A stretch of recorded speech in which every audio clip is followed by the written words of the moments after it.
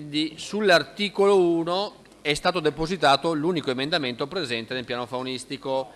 Consigliere Zanoni, penso che intenda illustrarlo conoscendo la tecnica d'aula del consigliere Zanoni, immagino. Sì, più che altro perché è uno Presidente e quindi è giusto poterlo illustrare. Allora, come ricordavo, c'è nell'attuale normativa statale, regionale e anche nel piano faunistico venatorio regionale in vigore una normativa che consente ai proprietari di terreni, in particolari casi veramente molto limitati, di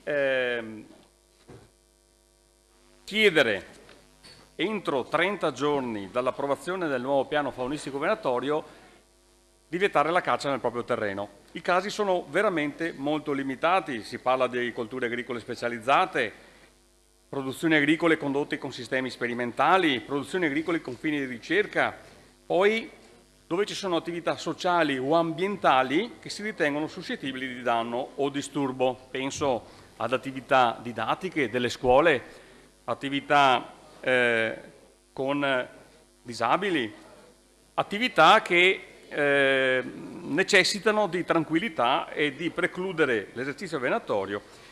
Si tratta di casi molto limitati dalla legge, ma anche effettivamente di fatto abbastanza limitati per quanto riguarda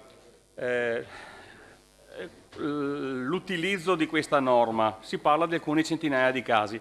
Il problema è, consiglieri, che ogni volta che sono state fatte delle proroghe, questo diritto, questa finestra temporale non è mai stata riaperta. Quindi abbiamo sempre dato dei diritti e certezze a determinati mondi come il mondo venatorio, ma il mondo dei proprietari di terreni, di agricoltori che hanno queste attività agricole, non sono mai stati garantiti. Quindi sicuramente nelle altre proroghe probabilmente non è neanche stato sollevato questo problema, però credo che se la legge è uguale per tutti deve essere uguale anche per questa categoria di cittadini. Tra l'altro io volevo anche aggiungere una cosa, colleghi, che è sempre passata sotto silenzio in quest'Aula e nella nostra Regione. L'articolo 842 del Codice Civile prevede una servitù a danno dei possessori di fondi a favore di chi esercita la caccia. Questo è il Codice Civile. Proprio per questo la legge 157 del 92, l'articolo 15,1 e la legge 50 del 93 all'articolo 27,1 prevede un contributo per tutti i proprietari di terreni nei quali viene svolto l'esercizio venatorio. Risulta che a ben 24 anni dall'entrata in vigore di queste norme la Regione Veneto e le province da lei delegate non hanno mai erogato un solo indennizzo a livello regionale. Negli ultimi anni ci sono stati dei proprietari che hanno inoltrato queste istanze di ottenimento dei contributi spettanti per legge, naturalmente invano. Quindi abbiamo un'altra norma che a fronte di questa servitù vedrebbe degli indennizzi che non è mai stata attuata.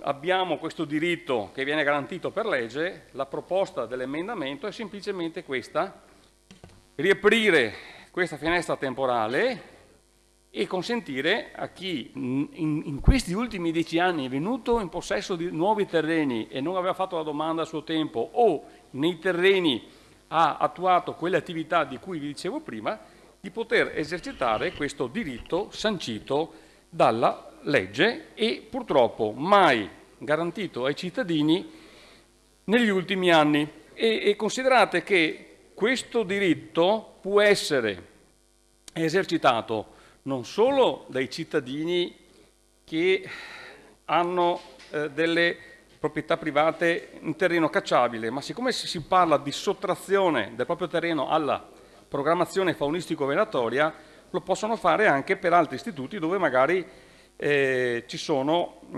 diverse attività da quelle appunto di quella venatoria, ma sempre rientranti nella fattispecie del territorio agrosilvo pastorale. Quindi, tornando all'emendamento, è semplice. Si apre una finestra temporale di un mese e anche per quanto riguarda il lavoro e le istruttorie da parte degli uffici si tratta praticamente di prendere atto di quelle che sarebbero le domande di questi cittadini che vogliono vedere il proprio diritto garantito da una legge che noi non riusciamo però a dare loro, insomma. È una situazione abbastanza paradossale, garantiamo sempre dei diritti a un determinato mondo, ma a questo mondo non sappiamo ancora dare delle risposte.